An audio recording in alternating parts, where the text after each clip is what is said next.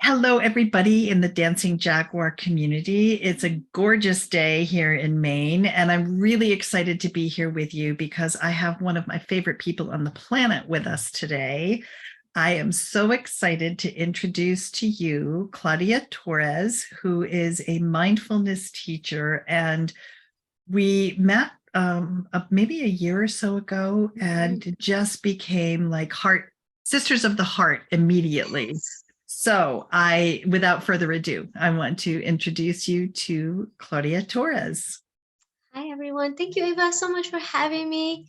Oh, yes, we're definitely heart sisters. This woman's heart is not gold, it's platinum. Seriously. She has the biggest heart ever. And we met a year ago. I had her on my podcast and I followed her and I was doing, actually, you know what? I'm wrong. There was a lot of people that I came across that talked about Ava. They're like, you have to interview this woman. You have to. I'm like, who is this woman? And I found her. I got to interview her. I'm like, I understand, what it is. And she was so gracious enough to have me at her school teach children's mindfulness.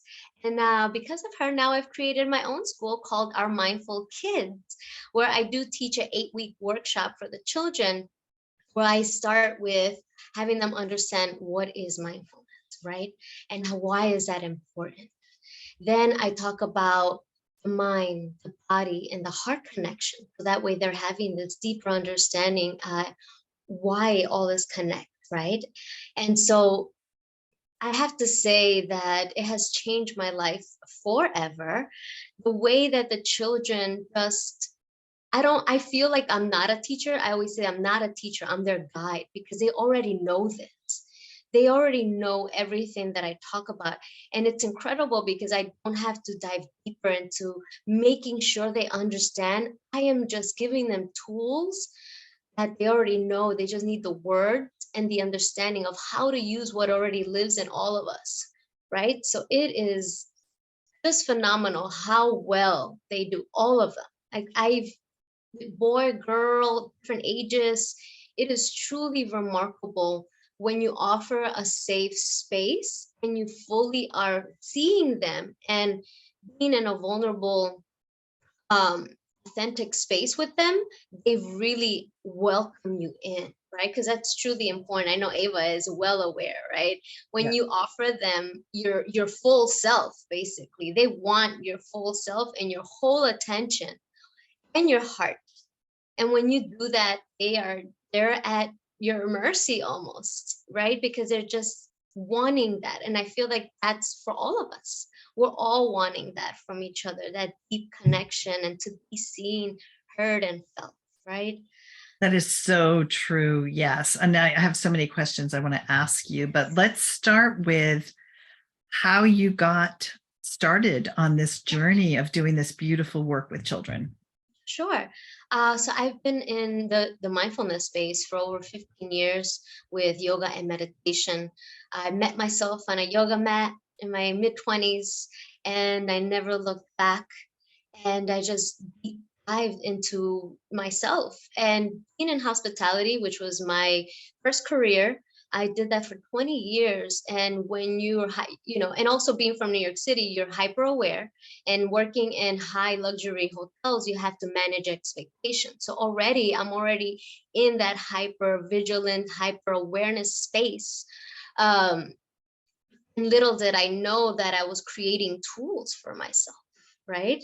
And so as time went on, I also sing. So I thought that would be my thing. I'm gonna sing. And when COVID hit in 2020, what came through for me when I lost my job, I was elated. I was like, yeah, I'll be home because I love myself. I'll just sit here and do more, reading or spiritual work, internal shadow work. And so right then I realized, wait, not everyone is prepared for that. And so I decided to create a YouTube channel called Presently Aquí, and Aquí is here in Spanish, presently here. And so I started just looking up healers in the wellness space, and we would have these beautiful conversations on mental health. And that's how it started. And it just grew with, I didn't expect what had happened. So a year later, an angel investor gifted me a podcasting class and I converted it into podcasting. And then I had Ava on there, and you know how we started the story. But I also taught kids yoga in New York.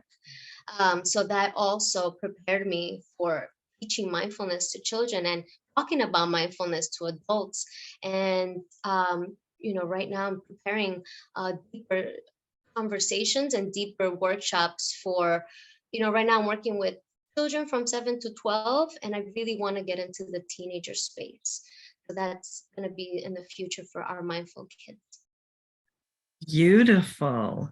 So tell us a little bit about how you describe mindfulness to children. Like when you talk about mindfulness to them, do they glass over? Like, do they kind of Mm-hmm. understand what you're talking about? Tell us a little bit Yes. about what it's like when you've Yes, got a very definitely. beginner child.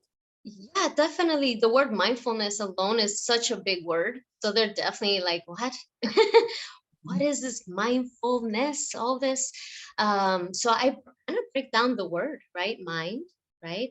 When the mind is full. And the ness, right? Where we're embodying the mind. I break down the three words of the mindfulness, right? And we like, okay. So basically, I start telling them like this class's workshop is gonna be about you. And right there, they're like, what about me? That's not a thing. So I tell them, yeah, this class is gonna be about you. We're gonna talk about your mind and how your mind is always helping us thinking, solving, moving the body, um, loving, sending intentful wishes, and describing what intent is, right? When we feel something fully in our hearts and we send it out either to ourselves or to someone else. And so as you just break down all these big words, they start to really understand. Okay, what about the mind, right? Okay, we talk about what does the mind do, right? The mind is always thinking, right? What are you thinking now, right? And they'll tell me what they're thinking. I'm like, you see, you're thinking right now. When we're feeling our feelings, right? Where do we feel our feelings? Our emotions are, sometimes we hold it in our body. And I try to explore different emotions with them, so that way they can feel where this is. And I try not to make them uncomfortable when I get into the sad, angry aspect of the emotions, but I do make it in such a beautiful, safe space so they understand that this is an exercise. Right, Mhm. that we're not getting angry and we're not going to be sad. It's just, where are we feeling these in our body?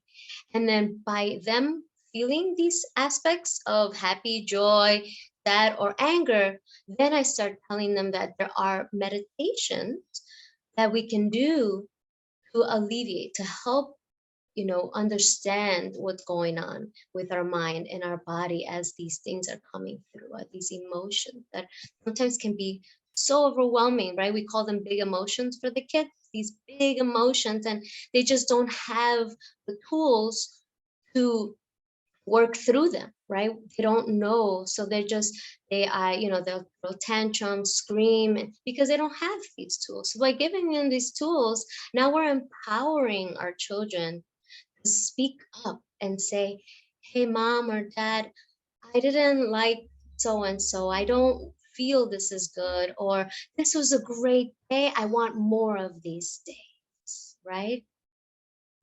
Right. And what is the youngest age that you work with? Youngest would be 7. I've actually experimented on 5-year-olds because I know the developmental, the brain at 7 already shifts in a different space. So that's why I start at 7.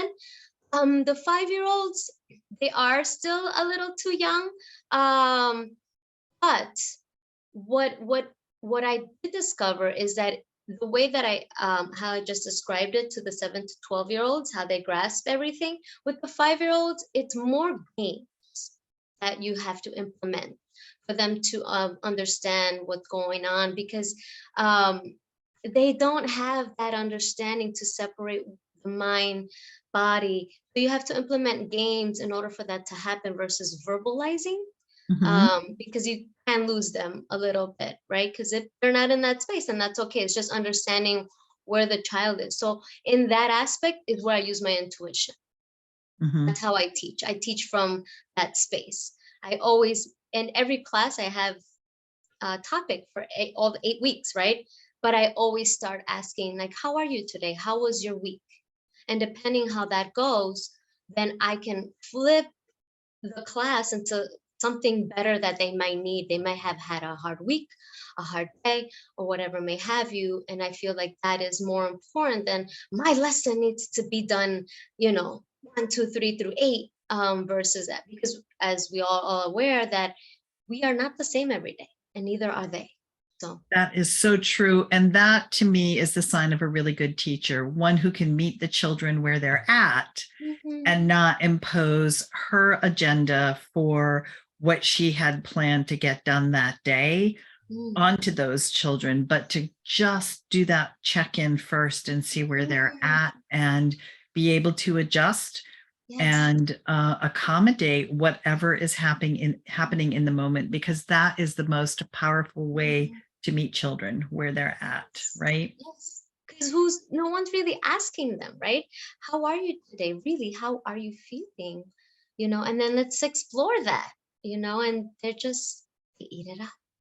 Yeah, they do eat it up, and they feel seen, they feel Yes. heard, they Mhm. feel respected, and Right. that they are being honored for who they Yes. are. And that is such an incredible gift to give a child, Oh my isn't God. it? I mean, even to give an adult, I mean, that is all Right. we all want. We want to be seen and heard and honored and respected. And Yes. when you can start giving that to children at a really young age, then it becomes something that they become familiar with. And then they know when their Yes. needs aren't being met. If they are Yes. with people who aren't able to meet those Yes. needs, they will understand as they're growing up, I need to find Right. other people to Right. support me in the way that I know I can be supported. So, Right. And that also, it's crazy why you're saying that. And the side effect is that they're learning how to create boundaries. yes, absolutely. They're learning how to create boundaries, and they're learning to set their own expectations the way they should be treated Yes. for the rest of their lives. For the rest of their life. Don't settle for less. Don't settle for less. Right. Exactly. And the respect part is so big when they feel that respect. And I feel like that's what the empowering aspect is. It's not about what I'm teaching, is Mhm. that all of the things that you said, the seen and heard, respect and honor, that gives them that empowerment. Like, wait, I am amazing and I am love, and on and on. And that's how they're able to stand in that space and vocalize what is their need. Exactly. Yes. Mm. Now, do you work with children online, in person, both? Tell me a little bit about how you work with the children. And I don't think we even mentioned where you're located. So share that in there as Sure. well. Absolutely. I am in Los Angeles, but I do teach online throughout the entire country. I've taught on the East Coast as well. So yeah, predominantly is mostly online. Here, I would love to teach in schools, but it would have to be in a private setting, meaning in a private school. A lot of public schools are not in that space yet of understanding mindfulness. But I do feel that in California, they are coming around. So it's baby steps. But that's why I offer it online, because I don't want any child to miss out because I don't live where they are, right? And that's the most important part, is just providing this no matter where, and eventually offering this around the world. Yeah, this is so important. We are both on a mission to bring our work to children everywhere around the world. So I Mhm. love that we have this mutual support of the work that each of us are doing with children, and we both value each other so much for how we are bringing it forward into the world. And I think that's a really big thing to acknowledge too. So for those of you who are in the Dancing Jaguar community who may be listening to this interview as a recording, please know that, I trust Claudia 100% with your children. So if you have been looking for a mindfulness instructor, please reach out to her, because all of the information will be below the video in the Facebook group and on YouTube. So yes, just know that Claudia has 100% stamp of approval from Dancing Jaguar for the beautiful way she works with children. So you have a workshop coming up really soon, right? Would you like to tell us a little bit about that? Yes, thank you. Yes.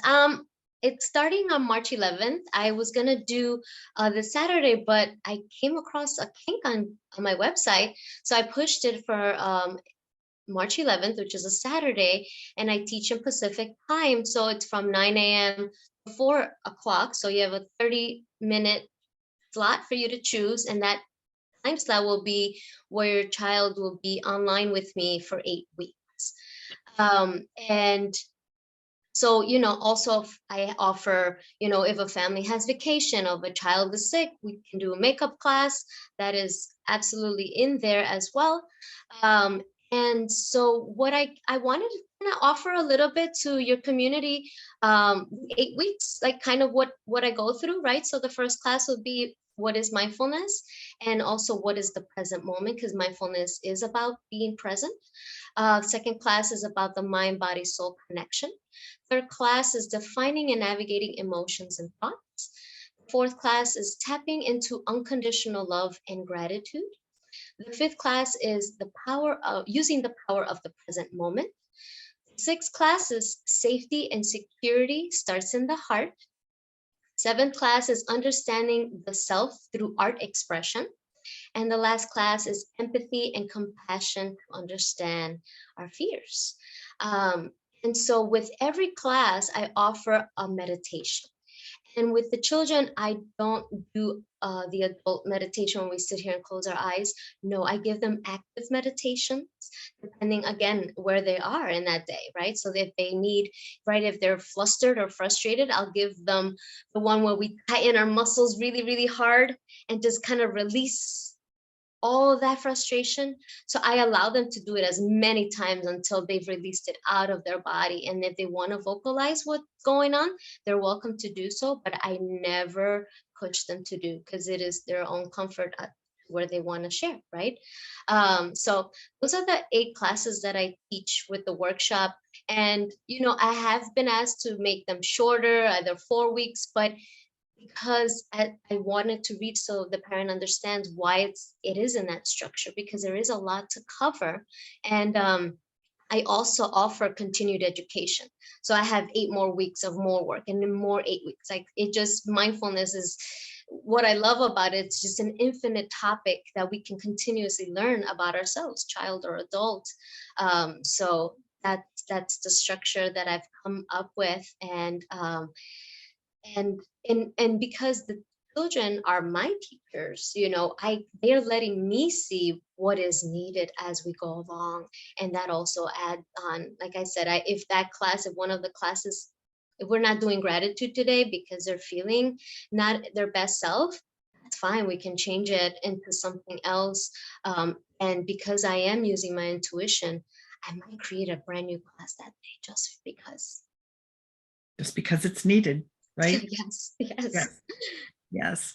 And that's beautiful. I love that. And I love the different topics that you suggested or that you gave us for the class. And I'm wondering if you would be willing to go into the comments section afterwards and just maybe list those with all of your contact information, your website, social media, email, whatever it is you would like to share, so we can make sure everybody knows how to find you. And that series of classes that you have coming up sounds amazing. So I want to make sure I understand this correctly, that each half-hour time slot is for a family or a child, and it's a private class with you? Yes, it's a one-on-one. And so I do have the 8-week course, but I also offer 30 minutes with the parent prior so I can manage their expectations of what to expect. And then Mhm. 30 minutes after the 8-week course with the parent as a post conversation, um, regarding how it went, getting their feedback. And I do encourage parents to be a part of the class. And after each class, I also send an email to the parent with that daily meditation for that day, right? So they can have it and practice it at home. So it technically is 10 classes, 2 for the parent, 8 for the child. Um, and that's how I've structured, to get everyone involved, right? Because I'm not at their home, and the parent is there, and I want to also encourage them to participate and also be a part of it and see that they can also benefit from mindfulness as well. Great. Okay. Well, I'm really excited to be able to share this course with my community. And you will, I mean, once this course ends, say somebody is watching this on a replay, 2 months from now, they can always reach out to you because you'll have ongoing classes or programs and you'll be supporting people pretty regularly. Do you ever do one that is just for parents, or are the parents spoken to as part of the programs that the children are involved in? I've just included them, at this aspect. I am more than happy Hmm. to create a parent program. I did have a podcast on mindful parenting last year, I believe, and it was sitting on my mind for a while. So I would definitely be open to having a discussion with any parent that may want to explore mindful parenting, which would be phenomenal because that would be a great foundation for the home, which is my priority as well. So I would definitely be open to that. And as you said, like even though I start March 11th, um, reach out to me. I'm open to doing, a week later if you're not ready on that date, or 2 weeks later. So I am definitely flexible regarding when the workshop starts, because I know with children there's different other things, activities that they may be a part of. Right. And you said that your start time is 9 a.m. to 4 p.m., but that's Pacific time, correct? Correct. Okay. Yes.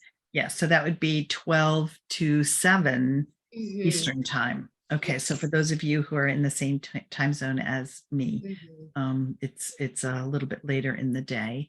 Okay. Can you think of anything else that you would like to share with the listeners here today, about you, your work, working with children? What else would you like to share? Sure. A few things I wanted to share that, first, I'm beyond grateful for this beautiful collaboration with Ava, because I was speaking with her and realizing that mindfulness is the like the door opening into what Ava teaches, right? So I am providing layout. So when you as a parent is ready to explore the spirit aspect and deeper into who we truly are, it just, I didn't even see how well that just worked, and it just amazing, amazing. I did want to share a workshop that I'm working on that maybe the parents might be interested in, and that is, um, a workshop on the child to teenage transition. Right, there is a grieving process that we don't talk about. When the child becomes a teenager, they have to grieve the child that they were in order to become the teenager that they are now, right? So I am definitely working on that aspect because it is important, for the child to have that transition. I know in some religions they do have, when you're 13, right, they do a whole celebration, but there is no mental health support in what goes on in your brain when you're no longer a child, right? And you're now this teenager, and all these other pressures that come as soon as you are in this space. And so I am definitely working on that workshop. I feel like it's truly important. And the second workshop that I'm working on is for girls, to help them understand their body changes when it comes to their menstruation, talk to them through what's going on with their bodies, with their mind, the hormones, to help them also transition into that space, because it's not about child to teenager, because girls can start as early as 8 years old, 9 years old, getting their period.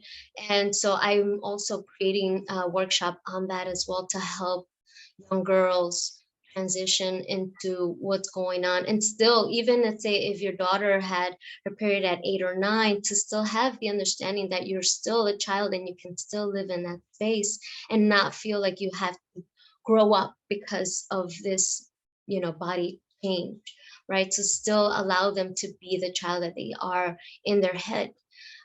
So that's really important. It's all about the developmental stages of what the child goes through, that I offer, and that's so important to transition into. That's why I do the 7-year-old, because now you're no longer learning how to feed, walk, and now we're learning about ourselves. Mhm. So that's where I'm always focused on, where developmentally are they and where are they needing support. That's beautiful. One of the things that I think I'm going to end up writing a book about is that ceremony and ritual is not a part of Mhm. our society, Yeah. and yet they are such an important part of cultures to be able to, or to our lives, to be able to mark the time, the milestones Yes. as children are growing up. So many times I see that when somebody loses their first tooth, well, it's a picture on a Facebook post and an Instagram, but that's it. And Right. I really want families to create, even if it's just a little 10-minute Mhm. ceremony that can honor and celebrate that milestone in the life of a child. So I think we have more conversations ahead of us, because Yes. I think that creating that type of a transition for children as they're going into the stage that Yes. you're talking about, their Yeah. bodies are changing, their hormones are changing. Yeah. Why don't we have some kind of a mainstream Mhm. ritual that is not necessarily religious, but it Right. but it brings in the spirituality component, so that children have this beautiful safe space Yes. to be honored Mhm. and to be recognized for this incredible milestone that they're achieving on their Yes. way to adulthood. Yes. Beautiful. And I definitely see a future collaboration, because it's definitely important, the ceremony ritual to have. These are big milestones, and these are the moments where there will always remember, and this is for all of us adults, in this space, we remember that was also our most traumatic experiences. Mhm. Hmm. So to alleviate that pressure is a big deal Right, for them. Yeah. right. Yeah. Okay, so we're going to wind down. Everybody in the community, thank you so much for being here and listening to this wonderful woman who I'm so excited to have in my life. Claudia is an amazing gift to children that she works with. So if you are looking for somebody who can support your child with a mindfulness practice, please reach out to her. And Claudia, please put all of your information Yes. in our comment section below so people know how to find you. And thank you so much for being here with us today. Thank you for having me so much, Sister. I appreciate your time. Thank you, parents, for listening and tuning in today. Thank you.